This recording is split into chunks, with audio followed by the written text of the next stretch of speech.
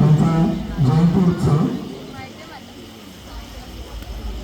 आणि हा उत्सव साजरा करण्यासाठी आपल्या सोसायटीतील सर्व रहिवाशांनी जास्तीत जास्त संख्येने उपस्थित दाखवलेली आहे.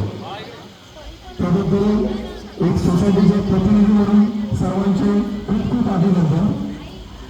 महामानव डॉक्टर बाबासाहेब आंबेडकर यांचे विचार आणि यांची संतेचा संदेश आपल्या सर्वांपर्यंत पोहोचणं हे या मंचाचा मुख्य उद्देश असावा आणि असेल आणि आहेच असं सर्व समिती सदस्य आणि जयंती उत्सव साजरा करणारी इच्छुक अशी मंडळी जे पुढाकार घेऊन असे उत्सव वेळोवेळी साजरे करतात आणि लोकांपर्यंत मुलांपर्यंत आजच्या पिढीपर्यंत चांगले चांगले संदेश कसे पोहोचतील याचा प्रयत्न करतात आणि त्यांच्या प्रयत्नांना पहिल्यांदा सर्वांनी टाळ्यांच्या स्वागत करावे.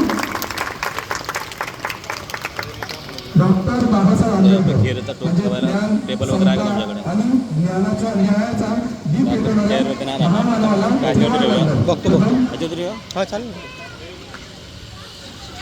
आज 14 एप्रिल केवळ एक जन्मतारीख नव्हे तर क्रांती, परिवर्तन आणि प्रेरणेचा दिवस.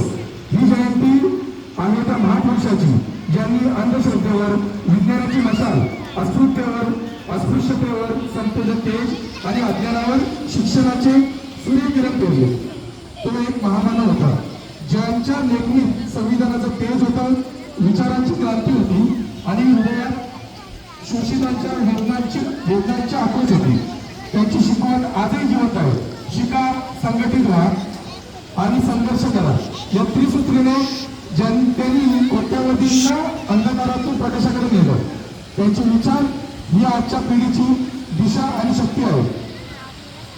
आज आपण काय देऊ शकतो बाबासाहेबांना? शिक्षणाची निस्वार्थ आज देऊ शकतो बाबासाहेबांना, जी सर्वांनी शिक्षणाची निस्वार्थ आज देणं गरजेचं आहे.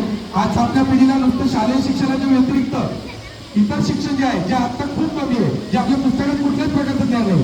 जे आता इथे महापुरुषांचे तुम्ही सगळे प्रतिमा बघत असाल त्यांचे किती जणांचे आपल्याला किती ज्ञान आहे हे स्वतःच्या मुलांना म्हणजे पालकांनी स्वतः आपले समजून घेणं गरजेचं आहे. त्यानंतर आपल्या मुलांपर्यंत ज्ञान पोहोचेल. जे की ज्ञान मला तर वाटतं 1% पण नसेल. आपण म्हणतो महाराजांची जयंती आली आपण जयघोष करतो फिरतो, बाबा आंबेडकरांची जयंती आली आपण जयघोष करून फिरत असतो, पण आपल्या मुलांपर्यंत पोहोचतंय का?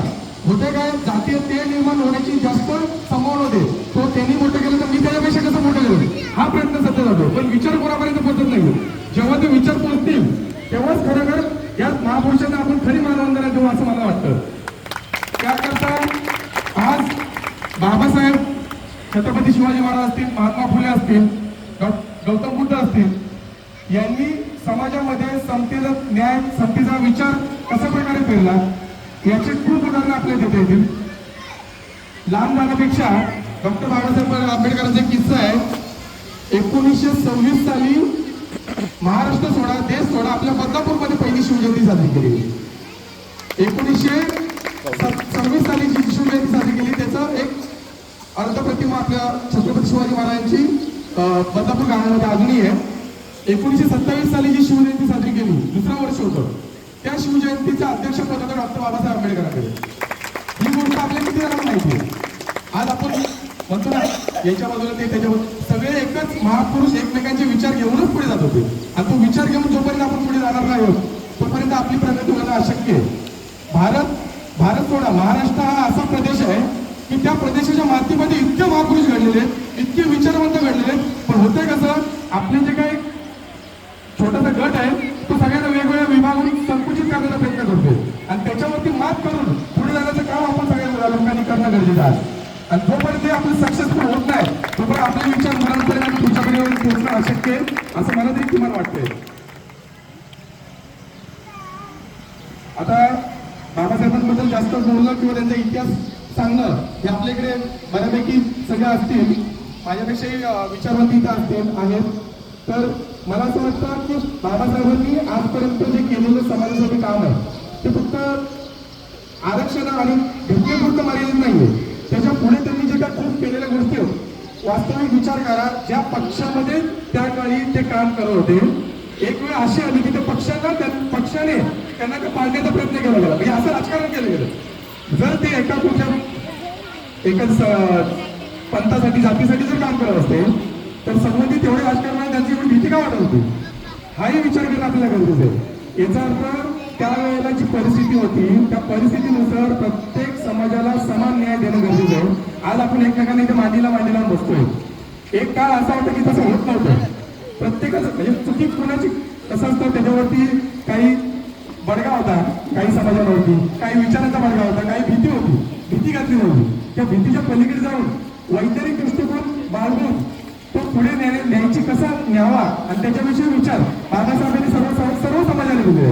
आता काय होतं काही समाज तो घेतो, काही समाज घेत नाही, काही लोक घेतात, काही लोक घेत नाहीत. हा प्रत्येकाचा मत त्यांच्यापर्यंत पोहोचवणं हा इतर समाजाचा प्रत्येकाचं काम आहे आपल्या सर्वांचं.